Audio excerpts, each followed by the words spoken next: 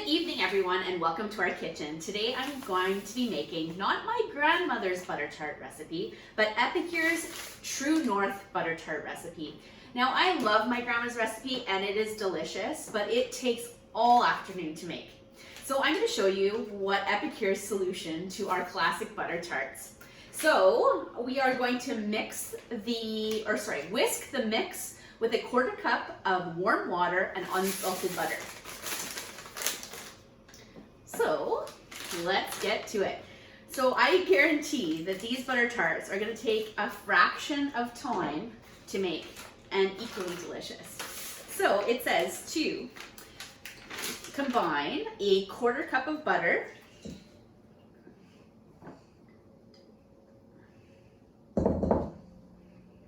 or whisk together, a 1/4 cup of butter with the mix and also a 1/4 cup of warm water.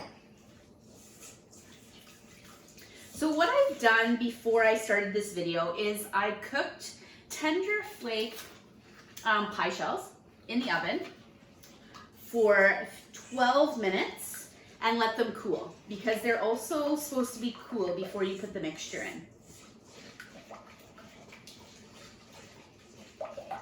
So it doesn't look like I even need to whisk this because it has combined very, very nicely. But I'll do what it says just in case.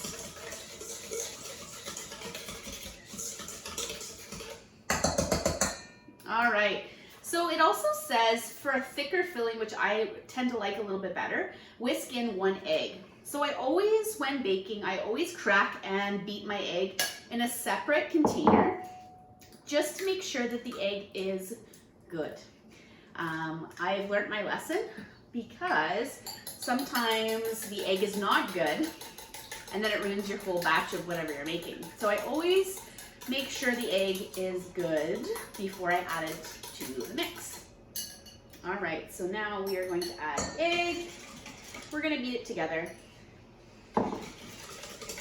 And for those of you who make homemade butter tarts, vanilla, brown sugar, corn syrup, they are not cheap ingredients.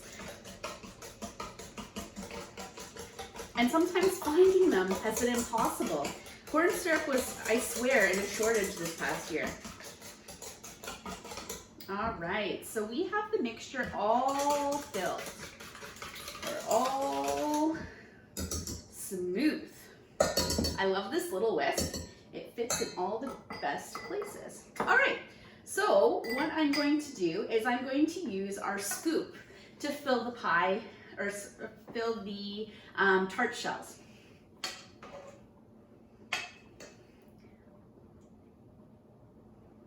Because you don't want to overfill them.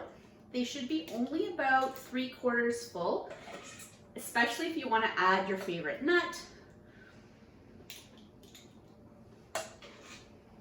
which I will be doing. I'll be adding pecans to mine.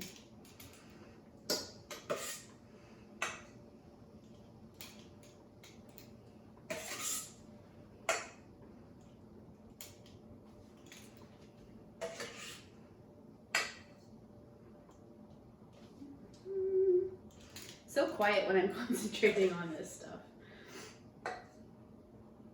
So I tell you, this is the fastest way I've ever made butter tarts.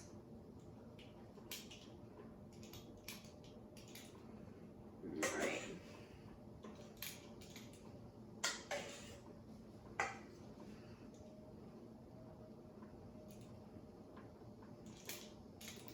Okay, we are almost done filling them.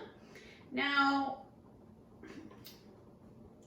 typically, when I'm shopping for nuts at the grocery store, I often notice that pecan halves are on sale because people don't tend to buy halves. They always look for the pieces.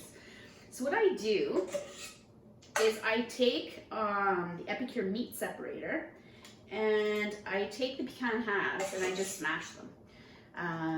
Because oftentimes you're saving sometimes $1, sometimes just 50 cents on the halves versus the pieces. All right, so we are almost all full. This one still needs a little bit. And you'll notice that I'm using our Epicure sheet pan liner because when butter tarts overflow, they're a pain in the butt to clean the pan. So I like using our liner because then it's easy to clean. All right, so let's get this out of the way. So what I'm going to do is I'm going to take the pecan pieces and the halves, and I'm going to smash it with my meat separator. Now, I think my meat separator is in here actually, so we're going to give it a quick wash.